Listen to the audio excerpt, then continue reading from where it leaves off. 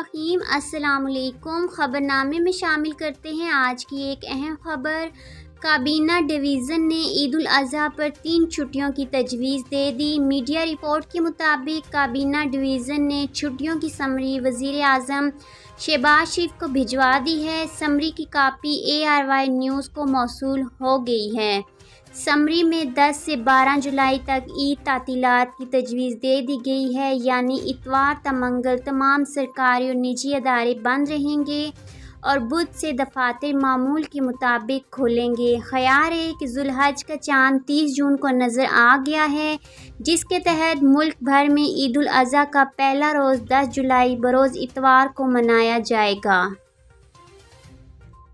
ایک اور خبر شامل کرتے ہیں۔ پاکستان کرکٹ ٹیم کے سابق فاسٹ بالر شعیب اختر فریضہ حج کی ادائیگی کے لیے سعودی عرب روانہ ہو گئے ہیں۔